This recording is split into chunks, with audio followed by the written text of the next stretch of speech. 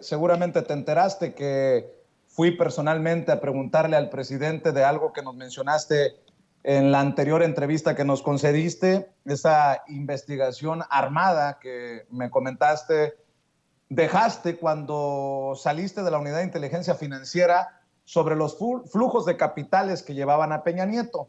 Sigo esperando que el señor Pablo Gómez, titular de la unidad, pues acate la instrucción del presidente de aclarar si continúa esta investigación o no. Y mientras llega esa aclaración de Pablo Gómez, yo te pregunto, ¿no había una investigación armada sobre Felipe Calderón? Bueno, a ver, Felipe Calderón es una cosa impresionante. Felipe Calderón, lo que podría decir, insisto que es información que no puedo revelar razón de claro, pero es una cosa impresionante el flujo de recursos respecto a empresas, sobre todo energéticas. Dejo lo académico porque yo también me dedico a la academia y hay empresas, o sea, hay universidades e institutos que me pagan por conferencias, lo mismo que a Calderón, pero sobre todo me llama la atención cómo las industrias energéticas le traspasan recursos y sobre todo, y también cómo, y eso es información que se le entregó al Instituto Nacional Electoral en su momento, cómo México Libre, desde agrupación política nacional que pretendió constituirse como partido político, también recibía recursos, pues no necesariamente de fuentes conocidas, a través de sistemas de pago. Es decir, no había forma de identificar quién había financiado a México Libre y eso pues, evidentemente es una ilegalidad en términos electorales. Pero es el mismo bloque. García Luna y Cárdenas Palomino están detenidos en este momento, me tocó denunciarlos en su momento, me tocó denunciar a Cabeza de Vaca, que ya se va. No lo hice con Roberto Gil pues, porque pensé que se iba a ver como una cuestión personal y lo menos que quería es que eso se viera como una cuestión personal. Insisto que pues, Carla y yo vivimos nuestra vida y lo que haya pasado antes, pues pasó antes y se acabó. Pero el caso de Felipe Calderón y en general de este modelo de forma de hacer política se acabó el 5 de junio en Tamaulipas porque Américo Villarreal ganó las elecciones. Y entonces perdieron el último reducto que tenían, perdieron el último espacio y están huérfanos.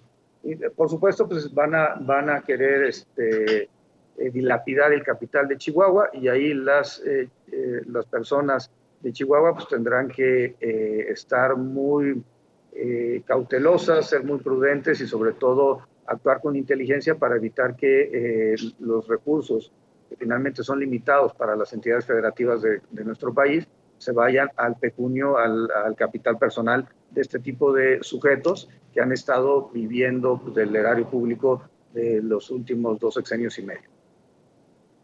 Pero bueno, entonces habría elementos para investigar a Felipe Calderón y esos dineros extraños, ¿no?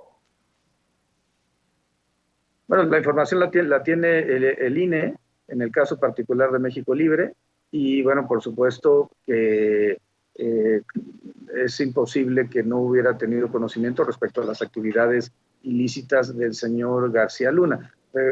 Algún momento, esto ya es público, porque tuvo que ver con los juicios que se han llevado en Estados Unidos y los procedimientos que hay en México. García Luna llegó a contratar con el gobierno federal más de 2.600 millones de pesos, más de 70 millones, 77 millones de dólares, sin contar un diagnóstico que le hizo a la Fiscalía de la Ciudad de México por 31 millones de pesos, por un diagnóstico. Eso a mí me parece en la administración de Mancera. Entonces, todo eso me parece increíble. Pero afortunadamente, ¿qué es lo que yo veo? El próximo año va a ganar Morena el Estado de México, sin duda. Serán 23 estados gobernados por la izquierda, por Morena. Y a partir de ahí, pues no hay duda de que la presidencia de la República permanecerá en Morena para 2024. En particular, pues, mi posición creo que es pública y notada. Yo llegué a la 4T invitado por Marcelo Ebrard y creo que es un tema de lealtad mantenerme en el proyecto, en el que además creo. Y creo que eso es una parte pues, importante que hay que seguir puntualizando.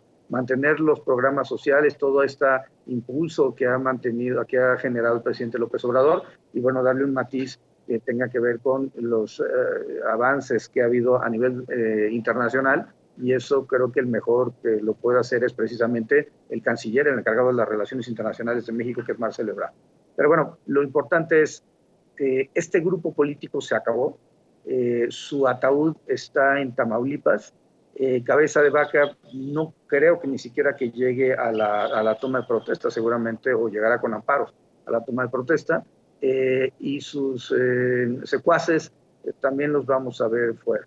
Yo desde aquí daría un llamado al senador Pachita, que está en prisión, por no delatar a todo este grupo de personas. Si él hablara, pues puede obtener un acuerdo reparatorio y puede tener un criterio de oportunidad que nos permitiera a los verdaderos artífices de la ilegalidad, pues solamente fue un instrumento, poder que sean procesados penalmente. Y me refiero, por supuesto, a Cabeza de Vaca y a todo este grupo de panistas que estuvieron en el Senado. ¿Qué senador es, Santiago?